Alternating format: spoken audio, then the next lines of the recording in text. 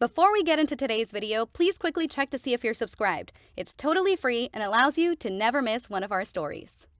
We're gonna have to burn another nuke. No choice. I can't afford the velocity we're carrying. Captain Garcia chewed her lower lip as she spoke, her eyes scanning the dozens of displays crowding her ship's command deck. Affirmative, Captain. The cold, antiseptic voice of Carla answered. Your order has been conveyed to Artillery Sergeant Ruby. A new voice crackled over the ship's comms. Somewhere deep inside Carla's engineering section, a diffident youth addressed their captain. Standing by for confirmation, Captain, sir! Execute! Garcia confirmed. The strip of lighting around the command deck flushed a deep red, and a series of warning chimes issued from all shipboard speakers. Attention all personnel, brace for deceleration. Discharge of ordnance imminent. Payload classification 1XL. This is not a drill. Please brace for deceleration. The floating bridge crew duly secured themselves in their acceleration couches, but for several long moments, nothing happened. A hatch irised open, and Lieutenant Cross's strained syllables preceded him through the entry. Captain, what the jolly hell is going on? He entered the bridge in a horizontal float, pulling himself hand over hand across the ladder like rungs that crisscrossed the command deck's inner walls. All personnel, please brace for imminent deceleration. You heard the computer, Cross. Get your ass in a couch, stat! Captain Garcia called out. Yeah, that! What's that about, Captain? I swear a fella wants to try and use the bathroom for 5 minutes without Carla. Lieutenant Cross found himself in mid-complaint, thrown bodily forward. Deep inside the bowels of Carla's engineering section, a series of orders had been smoothly and meticulously carried out. One of a family of large thermonuclear warheads had been selected from the ship's ordnance cache, each bomb powerful enough to end most wars prior to the 22nd century. Obedient to their captain, the young sergeant readied the ordnance, and obedient to the laws of physics, the warhead allowed itself to be plucked by Carla's automated systems and conveyed a near-frictionless rail system to the ship's forward engine assembly. There, it was simply ejected from the ship entirely, like a tiny egg laid by some kind of gigantic metal space chicken. A fraction of a millisecond later, the nuclear warhead detonated. Titanic torrents of energy emanated from the explosion, many precious megajoules of which escaped harmlessly into the black void of space. The majority of the tremendous thermonuclear thunder, however, impacted the ship directly, searing and slamming it into the forward face of Carla's engine assembly and its giant scarred blast shield. It all went perfectly according to plan. As the nuke died, it gave the spaceship an enormous shove backward, decelerating the craft and bleeding away velocity faster than any other barking system in engineering history. Surrendering to Isaac Newton's equal and opposite reaction, Lieutenant Cross lurched forward, sprawling across the seated Captain Garcia's lap, landing face down like a naughty child expecting corporal punishment. "Get off me!" she grunted, unstrapping herself and pushing off with her feet. "Braking maneuver successful, Captain." Carla chimed in. The 1XL warhead's detonation has reduced our cruising velocity by 88.9%. Like I was saying, what the holy hell? Lieutenant Cross spoke from an undignified, mostly upside-down position. Why are we stopping? Your bathroom breaks are getting too long, Cross, Captain Garcia muttered. Carla chimed in again. Lieutenant Cross's time in the restroom exceeds the crew average by nearly 70%.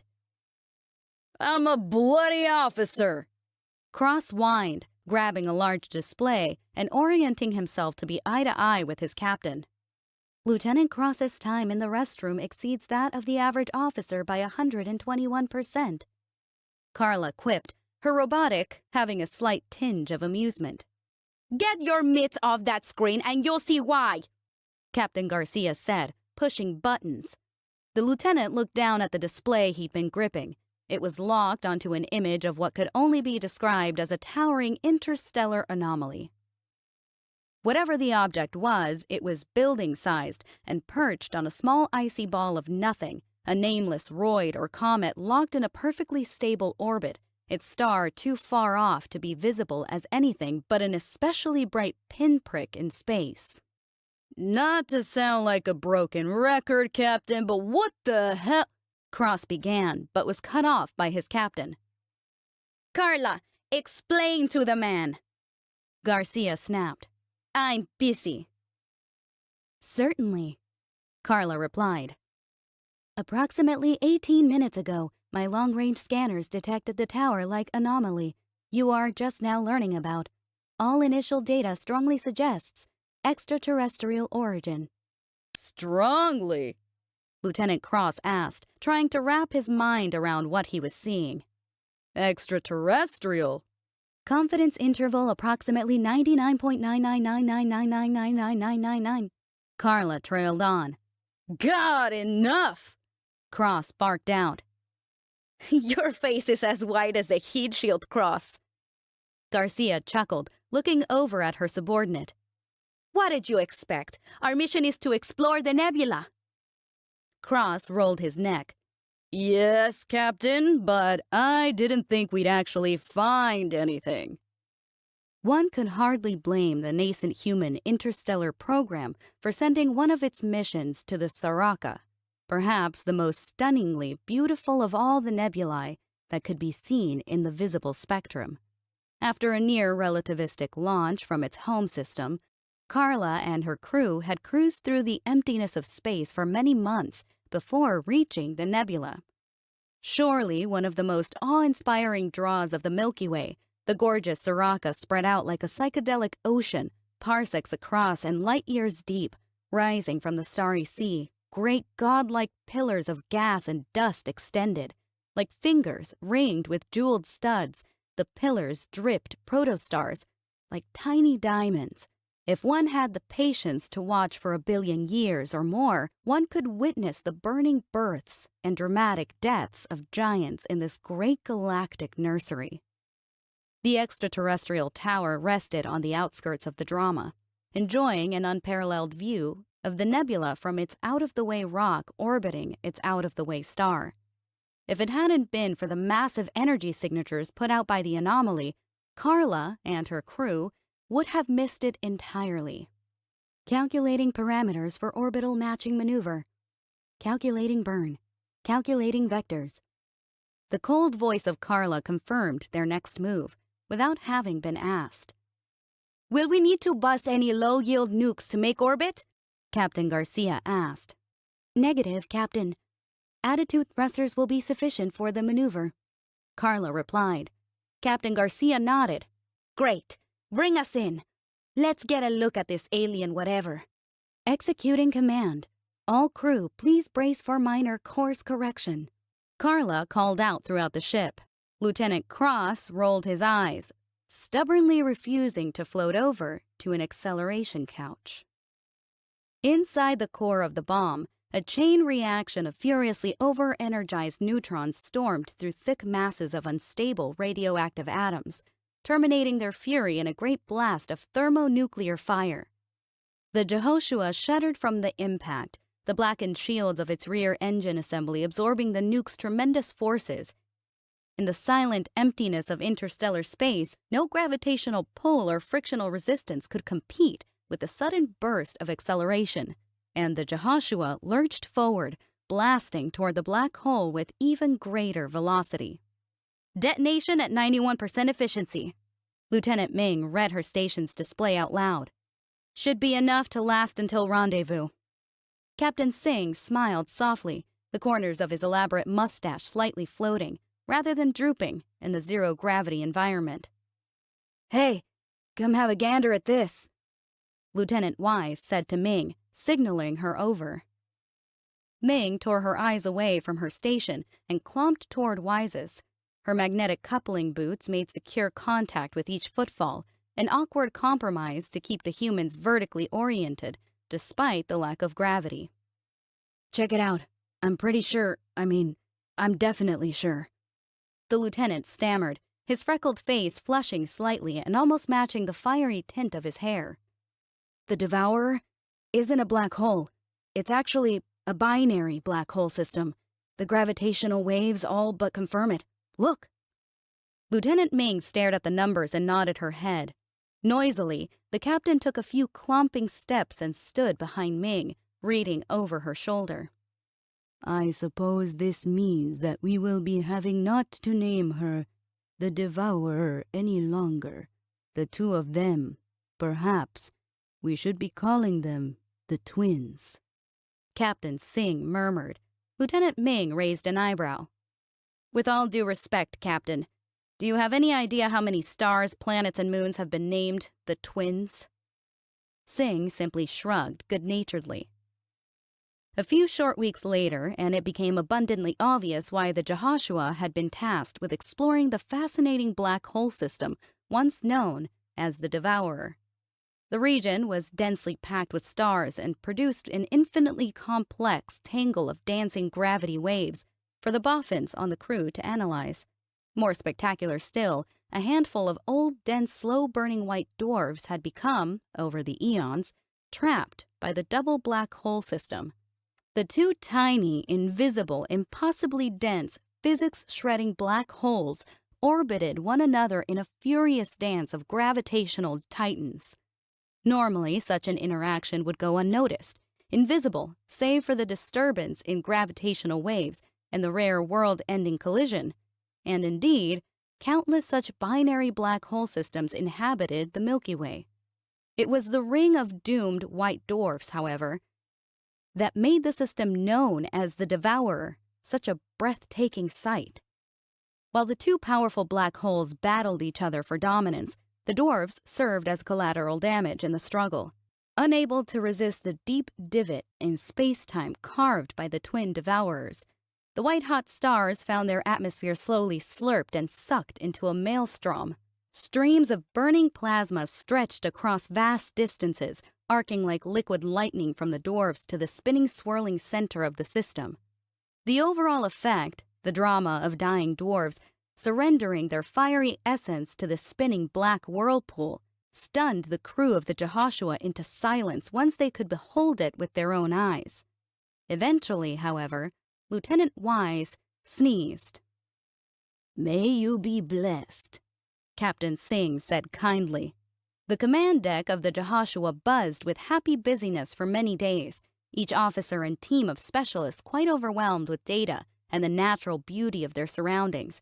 The ship's crew plotted a clever course through the system, using the convenient local gravity wells to reduce and redirect its velocity until the Jehoshua orbited near the plane's perpendicular, looking down on the dance of dwarfs and devourers.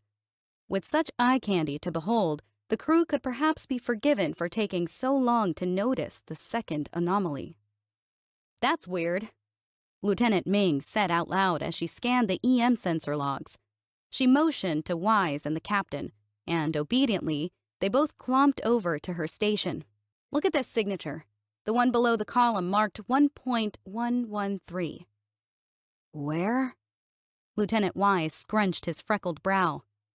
"There's a lot going on here." Indeed, such an exotic interplay of powerful cosmological bodies produced radiation and energy signatures across the spectrum, blasting out constantly, noisily, and without meaning. Captain Singh hummed softly. "Yes, I think I am seeing." "Now look," Ming said triumphantly, placing filters on the gamma emissions. "Tell me that's not artificial."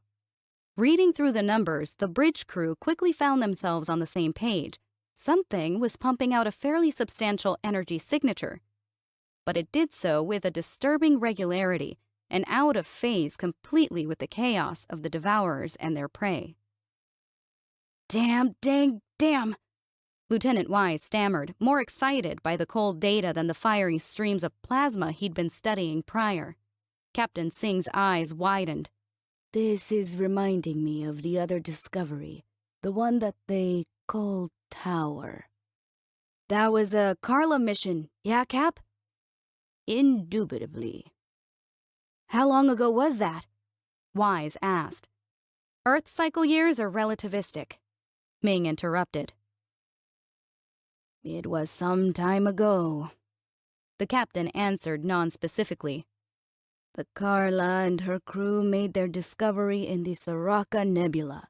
They called it Tower, but they were finding very little.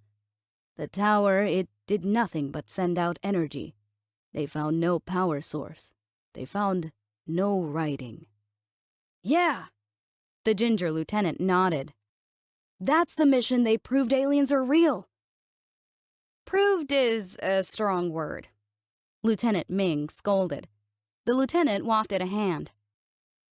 The Carla proved only that Tower existed and that it puts out the signal. When one analyzes all the energy output, one sees that Tower traces a straight line forever. Oh my God, Captain! Wise blanched. Can you bring up that line on the star map? Indubitably. But why, my lieutenant? Captain Singh asked. Wise pointed down at her feet. What if it points here? Together, the three pulled the Carla data from the archive and mapped the first anomaly's strangely linear energy signature, extending the line to either end of the galaxy. It passed nowhere close to their position near the Devourers. Dang. Wise groaned. Captain Singh shrugged but patted his shoulder. Fret not. You were having a good idea, Lieutenant. I'm having a better one, Ming said hurriedly, clomping over to the other side of the command deck. What's she on about? Wise questioned with a whisper, but Captain Singh merely shrugged. He watched Lieutenant Ming as she gave pointed orders to a trio of ensigns on their station. Hey, Captain, she said, clanging loudly with each step as she returned. When you were a kid, you buried treasure and drew maps, right? Played pirates? One corner of Singh's mustache twinged. I did not play this game. I do not understand why you are asking this question. Drone Wing 1 on standby, awaiting your orders, Captain, squeaked one of the ensigns. Lieutenant? The captain asked, his tone dripping with good-natured suspicion. Ming smiled. We need to send a flight of drones out. Trust me, Cap. I'm just trying to triangulate the energy signature. Very well. Execute, Singh ordered simply. As the small automated drone craft left the Jehoshua, their data began to flow back almost immediately. Both of Singh's lieutenants pored over the readings. After some time, the drones had traveled far enough apart for Ming to easily triangulate the source of the artificial energy signature. Like the Tower anomaly found at the nebula, here at the Devourers, the energy signal seemed to be coming from a nothing-sized rock in a stable, out-of-the-way orbit. Captain Singh nodded approvingly. Excellent work you've done. Now we can be able to filter out the noise and see what this thing is saying. I've got a guess, Lieutenant Ming replied. What does every good treasure map need? A secret code? Lieutenant Wise offered. Coordinates, the captain rumbled. Ming pointed a finger at Captain Singh. Yes, exactly, Captain. Longitude and latitude. X and Y. As Lieutenant Ming spoke, she tapped out orders to the computers aboard the Jehoshua, forcing the filtered energy signature into something more concrete and interpretable. Like its counterpart in the Sirocco Nebula, the new anomaly's energy signal seemed to resolve into a simple, infinite line that gradually decayed toward oblivion in both directions. Her heart pounded in her chest, yet Lieutenant Ming quickly and deftly pulled up the Carla data, bringing up the first anomaly signal and laying it on the same grid, superimposing the two infinite lines upon the galactic map. Somewhere nameless on the chart, in a corner of space light years away, the two lines crossed. X marks the spot, Ming said in a hushed tone, a grin spreading across her face. The dense cluster of neutron stars made the region of space tricky to navigate, but still, Captain Oz was able to bring the Zimbabwe in smoothly. It had been weeks since their last nuclear burn, but clever gravitational sling maneuvers and Carla IV's insightful calculations allowed the Zimbabwe to cleanly and efficiently bleed away its interstellar momentum. Beginning final approach. Carla IV's voice filled the bridge with soft musical tones. Thanks for everything, 4. Now, Garcia, Oz asked, turning to their first lieutenant. Can we see what we came here for? Hold on, Captain, I'm still getting too much glare from that Type F, but in a few seconds we should come around and, yep, here it is in shadow. With a careless flick of his wrist, First Lieutenant Garcia expanded his view screen to cover the command deck's main display. The image was dominated by the curve of an ice ball world, a comet sitting at a deep, stable Lagrange. On its icy surface, however, a stunning sculptural skyline could be seen. Whatever the structure might be, it appeared glassy and delicate, crystalline and spiraling. The alien facility beautifully complemented its stark, icy location. For a few moments, awestruck silence permeated the Zimbabwe's command deck. It's beautiful, breathed Second Lieutenant Singh. She walked over to Oz and Garcia, moving easily in the artificial gravity. We did it, Captain. We're finally here. Oz gave a grave nod, not allowing themselves to smile. 4, they said, referring to the ship's computer. What are you getting on your scanners? Second Lieutenant Singh is correct, sir. The structure is remarkably beautiful. Any signs of life? According to my sensors, Carla IV answered. There are no clear signs of life, no life form readings.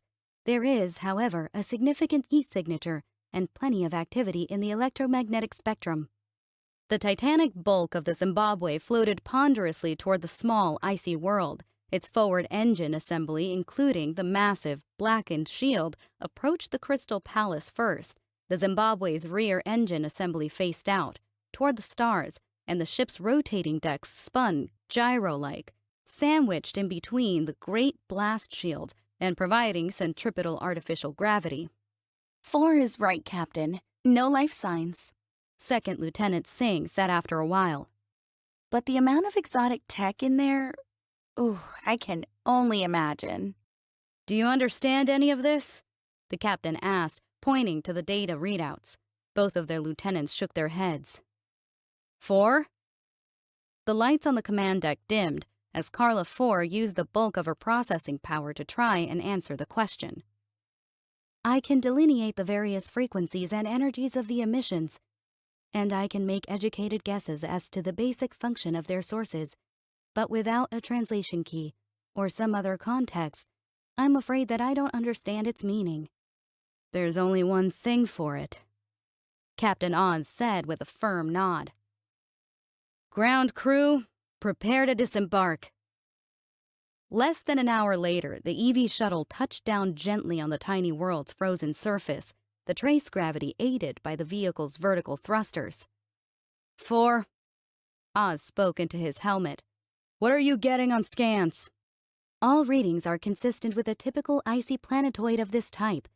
Aside from the extraterrestrial structures, Captain, you're about to step foot on an ordinary airless ball composed of nitrogen, methane, and water ices.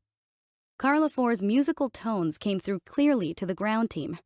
Though the clever computer remained limited by the sensors aboard the Zimbabwe, the ship's captain had parked practically on top of the alien structure.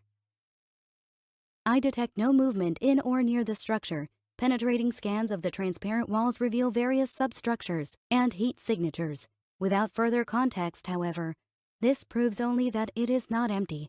Finally, a full spectrum survey of the structure has concluded that there are no apparent doors or openings in its outer palisade. 4 can do anything. Man, I can't believe your mother gets the credit for discovering that first anomaly. Lieutenant Singh spoke over a private channel she'd opened to Garcia. Her Carla probably did 99% of the work. Garcia scoffed back. Mom's Carla was primitive as hell compared to 4. Besides, your beloved Grandpa Singh didn't discover shit. He just took credit, like all captains.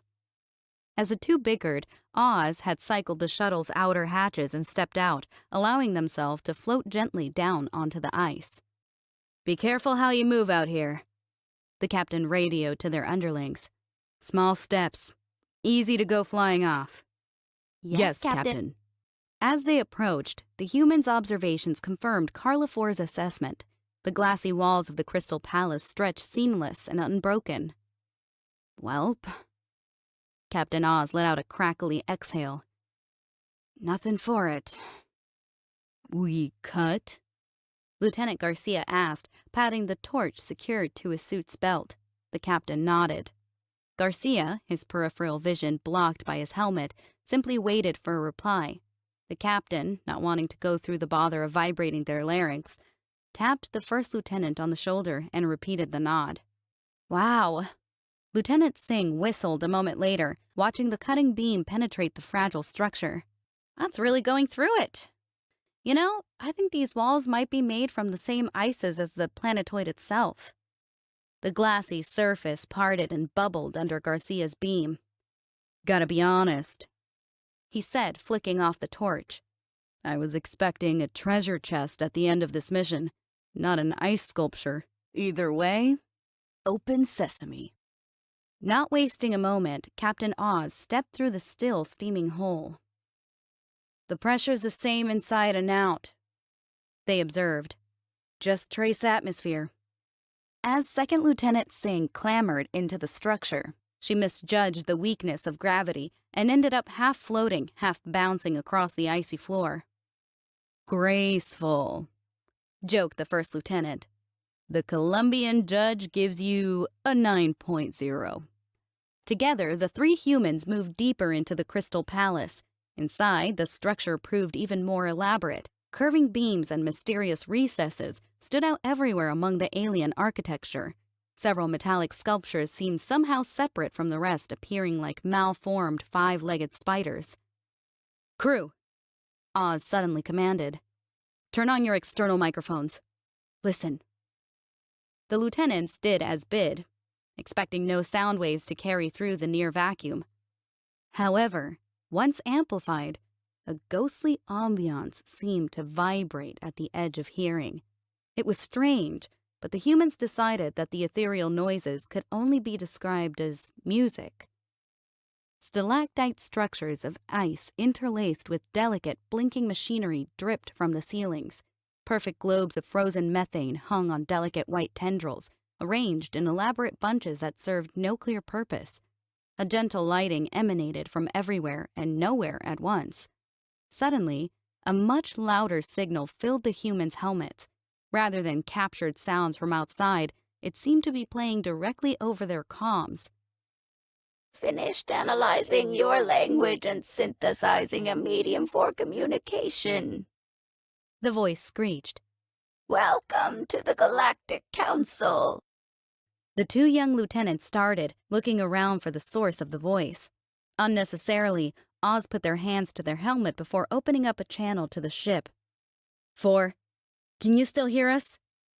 Affirmative. Did you hear that? Hear what, Captain? At long last. A new voice buzzed, different in tone from the first. Another species to join the galactic community. Tell us, a third gushed, louder than the others.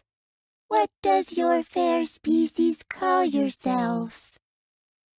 Humans, originally of the planet Earth, Lieutenant Garcia said proudly, after an uncertain moment of silence. Quiet! Captain Oz hissed over a private channel they'd opened to the first lieutenant. Which is it? A cawing, clattering voice rang out. Suddenly, movement caught the human's attention. One of the five-legged spiders had climbed down from an icy corner. Humans or quiet? It asked. The new voice was seemingly tied to the thing lurching toward them with sickening movements. The first one, Oz said decisively. They gave Garcia a small kick, managing to keep their precarious balance despite the slick, low-gravity environment. Humans. Humans. Humans. Humans. The voices seemed to swarm and echo. Humans who make fire in the sky. We were surprised to see your mode of arrival, physical, perhaps ceremonial to your people. The explosion was beautiful. Shocking. In a flash, the captain understood. Ignoring the demanding alien voices, they looked over their shoulder, out through the semi-transparent walls of the palace, back at their ship. Oz could see only the vague shape of the massive blackened engine shield. The Zimbabwe hadn't cracked off a nuke since it was far back in interstellar space, but beings such as these, whatever the counselors were, certainly wouldn't have missed the outpouring of energy from the distant explosions. Personally, we thought your vessel had detonated in a sort of physical poetry. The first, most dominant voice screeched softly. Oz gave a forced chuckle. Nope. Nothing like that. The lieutenants joined the captain with their own nervous laughter. Captain. Carla 4 spoke over the comms. Please report in. I fear a glitch in our communications. From this channel, it sounds as if the three of you are talking to no one. You said you're the council, Captain Oz asked, filling the silence, strategically choosing to ignore Carla 4. Galactic Council. The Galactic Council. An impressive-sounding assembly. How many different aliens? Oz cleared their throat. How many species make up the council? Understood, Captain. Oh! The first voice squeaked happily. Many, over tens of your tens. It is very strange that we should find each other like this. Normally, there is more warning. The second voice buzzed. We have not encountered your Earth. Voice resumed. Oh, but there are so many fascinating fungal and animal and lava worlds with most exquisite primitive life. But the galaxy is so big, and true intelligent minds are few and far between. But usually we come across the consciousness of travelers before, or they run into us. But you left a map, Lieutenant Singh blurted out. Wonderful. The third exuberant voice bellowed. We found our way onto the council following the markers, too. Indeed, this is how the Lu joined us. The screeching voice interrupted. And several other species. We are gladdened to see the humans have followed. Our council placed the markers in places of great beauty, there to serve wandering minds as a beacon, to here, to us, to unity. Isn't it wonderful? The Lu gushed. Don't be embarrassed to have ascended later than us. Humans may be the latest to apply to join the Galactic Council, but give it time. You too will watch over the eons as primitive species mature and ascend to our enlightened community. This is moving a little fast, Captain Oz said coolly. I don't remember actually applying to... Ah! Singh drowned out her captain with a sudden wail. One of the spider automatons had begun climbing the second lieutenant, exploring her with its metallic arms. Lieutenant Singh shook off the thing and stood shivering in disgust. We mean no offense, it said. We are fascinated by your servitor bodies. Why use organics? Servitor, Garcia asked. Again, please don't be embarrassed. These feelings of inadequacy are natural when confronting so many enlightened species so suddenly. The first voice seethed condescension. Some species are more reluctant to part with the physical than others, like the 5 legs here. But It continued. we've never seen a people travel the dimensional currents while taking this much matter with them. What is outside? So big. So radioactive. Pardon the Council's questions, but humans, if we may clarify, you speak to us here with small organic servitors, but you travel in the large inorganic servitor beyond these walls. I don't know what you mean by servitor. Captain Oz said uncertainly. But yes, basically, So wasteful. buzzed the second counselor. Delightfully primitive. Squealed the Lou. Do not shame the humans. Voice scolded their fellows. Even the 5 legs are fully credentialed member species, even if they be so tied to the physical that they must project themselves into servitor drones to sit in session with us. It takes all kinds. Cawed the 5 legs. So none of you are actually here? Oz grunted. If I may also ask clarifying questions. Are we not here? The dominant voice expressed mirth. We have traveled here to meet with you, projecting our minds across the great beyond, bending the folds of space-time as you surely have. Nope, Sing said, keeping her distance from the 5 legs. We're actually here. Here. These are our bodies. Oz explained. We traveled here inside a ship. Disgusting! It's unheard of. Help me to understand. The first counselor screeched. If what you assert is true, why bring your fragile living host bodies on so long and dangerous a journey? Is this more physical poetry from the humans? Why not bend space-time as all others do? Help me to understand. The captain snapped, irritation creeping into their tone.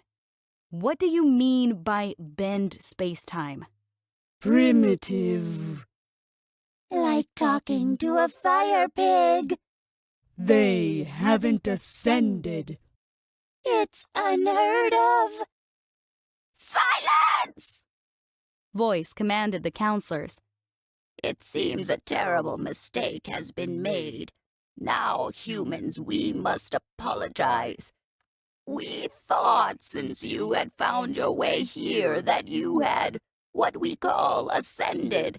Forgive us. We thought it obvious. All Galactic Council species are ascended, enlightened beings, fully evolved intelligences with free minds. And we're not? Garcia scoffed. What do you mean by ascended? Oz demanded. They haven't ascended. It's shocking. They shouldn't be here.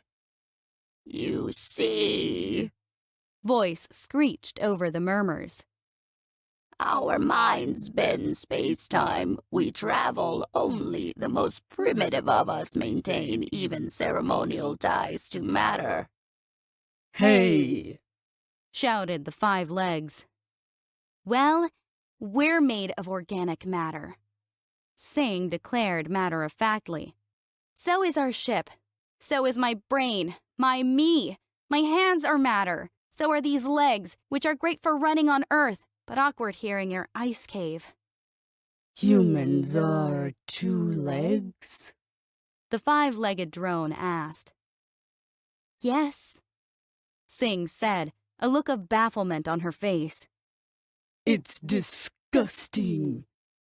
Now we don't judge. Is this a way to welcome a new member species? Humans aren't a new member species. They're a mistake. They're corporeal. Forgive our shock. Nothing like this has ever happened before. How a species that we had no knowledge of suddenly up-jumped its way into our council chambers without enlightenment is disturbing to some members of the council. You must understand that. You may perhaps understand how you present a problem to us. Ah!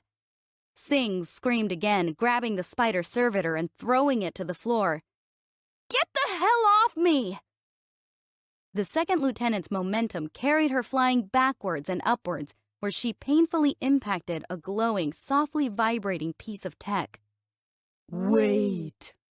The five legs' voice crowed. I don't understand. You time slip into these bodies? No, you half-corporeal idiot. Voice screeched at them in formally unheard tones of fury.